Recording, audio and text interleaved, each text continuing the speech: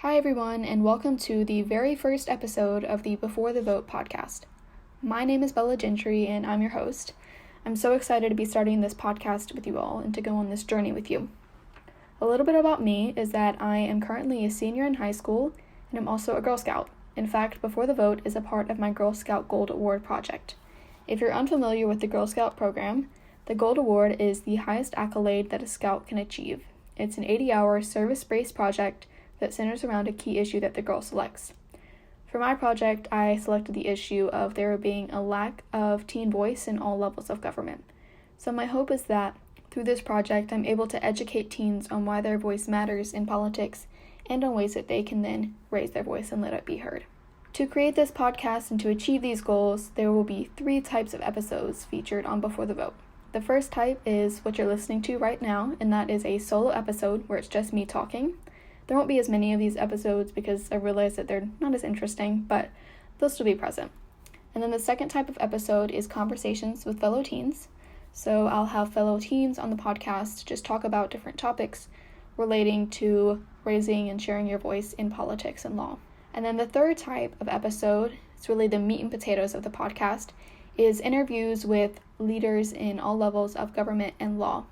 So I'll have different guests come on the podcast to chat about their experiences in their careers, as well as why they believe teen voice is important and any advice they have for teens wanting to then raise their voice. So that's really the bones of the project. Episodes will be uploaded on a weekly basis on this YouTube channel, and the episode will either be uploaded in podcast or video format. So the interviews, many of them will be uploaded in video format just to make it a little more interesting to watch, but then others will be uploaded without a video component to make it more podcast style, such as this one. Now, you may be wondering where the name Before the Vote came from, and it really is centered at the core of what this podcast is. So, Before the Vote kind of refers to how teens often feel like they don't have the ability to have their voice be heard in politics until they turn 18 and gain the right to vote, but that's just not the case. In fact, there are many different ways that we'll be unpacking throughout this video series on ways that teens can raise their voice without having the ability to vote. So that's kind of where that name came from. And I also wanted to talk a little bit about why I started Before the Vote outside of it being a part of my Gold Award project, kind of why I chose this issue for my project. So I'm pretty passionate about politics and law. I'm involved in the youth and government programs available in my state. I compete in mock trial and participate in the youth legislature conference that is offered by the Alabama YMCA. And these programs have really opened my eyes to the world of teens in politics. You know, I think a lot of people assume, especially adults assume, that teens don't care about politics and they don't care about what's going on around them in their world and their government. That's really not the case, and being involved in the youth and government program really showed me that. It opened my eyes to just how many teens are out there that are like me and that care about these issues, these hot button issues and these not so hot button issues on the table. You know, I met so many people from my hometown and beyond that truly care about making an impact on the political sphere and want to be able to share their voice and want to be able to create positive change. And so it really just debunked the myth that many adults believe that teens just don't care. That's really not the case. You know, I can understand why adults often feel that teens don't care, and it's partly because a lot of teens just don't get involved and they don't step out and try to raise their voice. And that's often because they just don't know how to. It's not because they don't want to. So there are many ways for teens to do this, and I hope to be able to share those ways with my audience and hopefully encourage them to take on some of them. I also wanted to start this podcast because I believe that teen voice in government is crucial to our democracy. And that's for a few different reasons. A main reason for this is that teens offer a unique perspective, and that'll be unpacked more in future episodes. But teens know of niche issues that adult legislators don't think of because they just don't affect them. A good example of this is mental health in schools.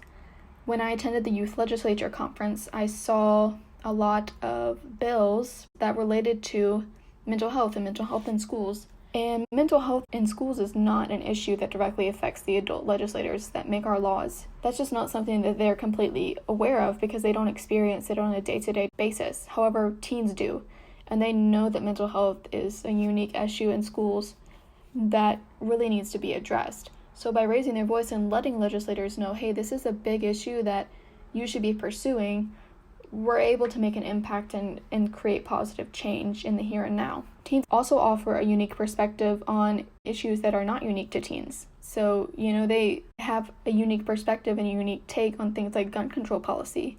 How does gun control policy affect their life in schools? Just an example, but they just have a unique take on it that legislators need to take into account when they're passing laws. And then they also have creative ideas on how to fix today's issues. They are able to think outside of the box and come up with new ways to solve old problems, which is so crucial and has the potential to greatly benefit our country. And then another huge reason for why teen voice is so necessary in government is that teens are the ones that are going to inherit today's world. Soon the legislators and the lawmakers and the executives that are in office right now will be leaving, and they will be passing on the torch to future generations. Now, while that may be a while for today's teens to take on that role, it's still coming, and it's approaching faster than we think it will. So by raising our voices now, teens can make an impact and craft the world that they want to inherit. There's a lot of things that need to be fixed in our government. We see that on a day-to-day basis. But by going ahead and getting started on fixing things and creating the government they want, teens can have a head start and be able to be more effective when they really do take on those big roles that they will soon inherit. So teens are the ones that are going to be taking on today's world, and so much of the legislation that is passed today will have a significant impact on the lives of future generations. So it's important that teens are putting in their 2 cents of what they think of the laws that are being passed that are going to determine the course of their lives. So that's just a quick overview of why teen voice is so important in government and in politics and in law. It's crucial, and so I hope that just provides a bit of rationale for why this podcast was created. And then to finish off this episode, I wanted to just give a really brief overview of ways that teens can get involved. And again, all of these ways will be unpacked in more detail in future episodes, but I just wanted to give a quick overview just because we're talking about why teen voice is important. So let's just give a quick overview of how teen voice can be shared. So the first way is protests and rallies, participating in protests and rallies relating to issues that you care about. Of course, do it in a responsible way, but by participating in safe protests and rallies, that can be a great way to share your voice, make an impact, and have your voice heard, because legislators do pay attention to those types of things. A second way is emailing senators and representatives on legislation that you want to see be passed or introduced in chambers. That's just a really quick, easy way to share your voice and share your perspective and make change even when you don't have the ability to directly do so in Congress. And those senators and representatives can be your state senators and representatives that work on the state level, or they can be the ones that go to Washington, whoever you think will be able to best carry your idea forward. Another way you can get involved is by working on local campaigns in your area. If you know of a candidate coming up in a local mayor election or someone who's running for a senator position that you really support and that you believe will carry your ideas through, that really just champion the same beliefs that you have and that support the same things that you do, and that you just really think will do a great job in the position, participate in their campaign and help share their message and their campaign with others. You can do door-to-door, you can contact their campaign manager and see how you can get involved. Another way is to get involved in youth and government programs in your state, like the one I mentioned. I participate in the Alabama YMCA Youth and Government Program, and I know many other states also have YMCA Youth and Government programs. There's also other programs that aren't connected to the YMCA that you can get involved in, such as Girl State, Boy State, whatever it may be. But those are always great opportunities, and you truly learn so much and get to take on a job, take on the role of senator, representative, attorney, witness. It's a really educational and immersive experience that I highly recommend. A really easy way to get involved in government is to stay up to date on current issues. Maybe download a news app on your phone and just kind of keep up to date with what's going on, just so you can be an educated citizen with an opinion on today's affairs. Lastly, this kind of piggybacks off the last recommendation, but it's a really great idea to have discussions with other teens on current issues and learning how to respectfully converse with them on issues, even when you disagree. As I'm sure we all know, today's political world is so partisan and it's so polarized, and that just creates a really toxic environment for creating change. So as the future generation that is going to inherit today's government, we need to be prepared to respectfully disagree with each other and to then work through our disagreements and share our sides and share our opinions in a respectful way that allows us to compromise. Because we can't create change if we don't first work with each other to try and see eye to eye and to try and compromise.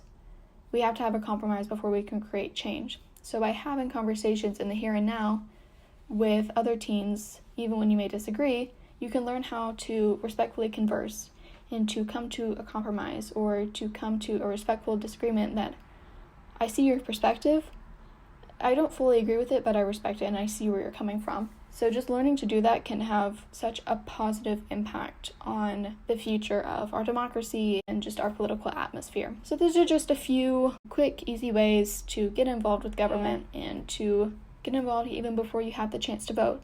So again, we will be unpacking pretty much everything that I mentioned in today's episode and future episodes in more detail, but I just wanted to use this time to kind of give you an intro to the podcast and just let you know what to expect. So thanks for listening. I hope you learned something. Bye, guys.